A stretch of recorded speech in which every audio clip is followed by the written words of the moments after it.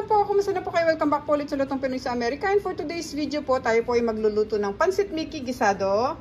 Ito po yung mga kailangan nating sangkap para po sa ating Pansit Mickey Gisado. Mayroon po tayo ditong cooking oil, garlic, onion, oyster sauce, soy sauce, black ground pepper, carrot, celery, red bell pepper, pork belly. Mayroon po tayo ditong chicken broth, shrimp, yung atin pong Mickey, at maglalagay po tayo ng bok choy dahil ang gusto po natin is parang chow mein style po siya. Okay, mag-start na po tayo. Pag-check nyo lang po sa description below. Lahat po ng mga kompletong sangkap, ililista ko po doon. At sa mga bago po sa aming channel, sana po mag-subscribe kayo sa Lutong Pinoy sa Amerika. Maraming salamat po. Okay, magpapainit tayo dito ng pan. Lagay natin yung ating pork. Pakukuluan muna natin yan para lumambot yung pork natin. Lagyan natin ng konti tubig.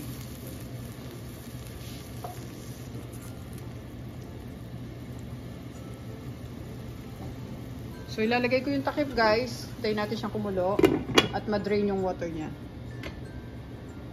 Ngayon kumukulo na siya, buksan muna natin.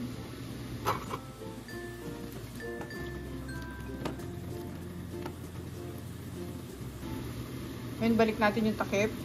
Hintayin natin matuyo yan. Habang hinihintay natin yung ating pork belly, mix muna natin tong ating chicken broth at saka tong ating soy sauce. Para mamaya isang buhos na lang sa ating pansit. Tapos lagay na rin natin tong oyster sauce.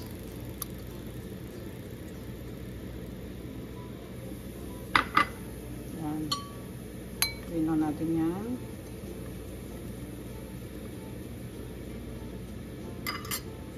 Check na natin yung ating pork belly. Yan, wala na siyang tubig.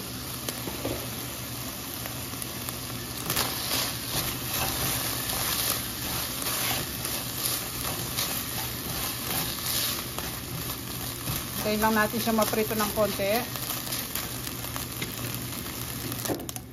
Ngayon talagang wala ng tubig tong ating pork belly. Pwede tayo maglagay ng konting mantika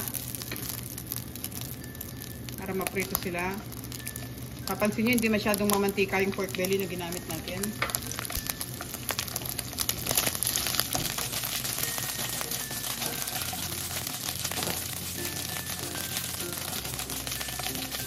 Pag ganito na yung ating pork, pwede na tayo maglagay ng garlic. Bango na niya.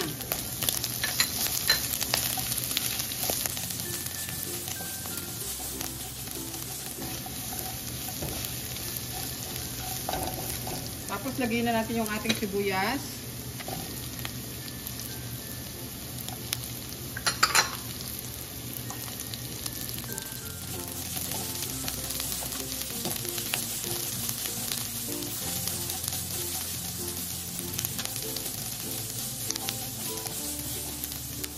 Sunod natin yung shrimp.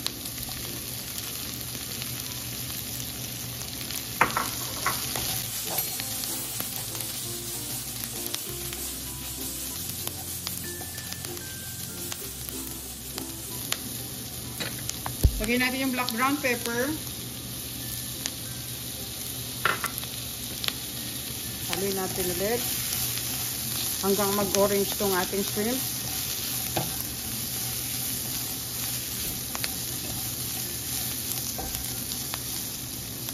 Ngayon nilagay na natin yung ating carrot, yung celery, at yung red bell pepper.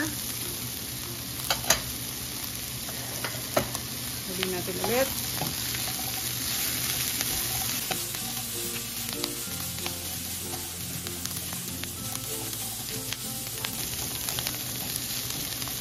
Lagay na natin yung sauce na hinalo natin kanina.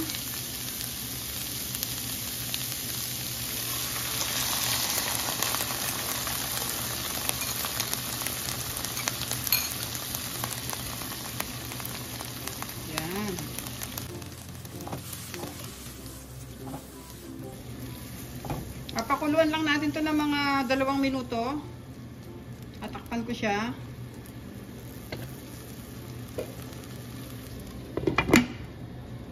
Ngayon kumukulo na siya guys, pwede na natin buksan. Susunod ko tong ating bok choy. O yung ating Chinese pechay.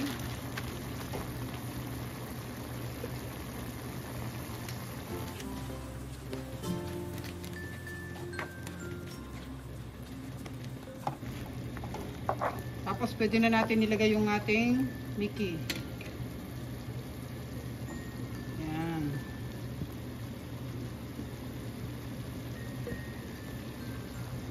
Halu-haluin lang natin.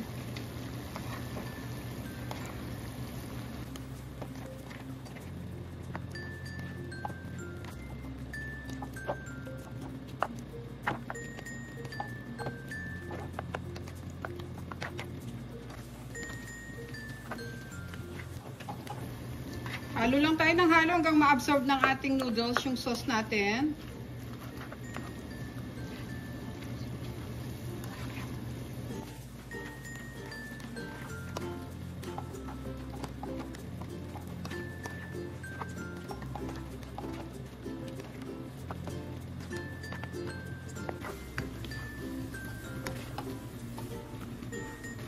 Ngayon, pwede na natin siyang i-off. Yan, ang sarap ng ating pansit Mickey Guisado. I-off ko na at lagay na natin siya sa ating serving plate.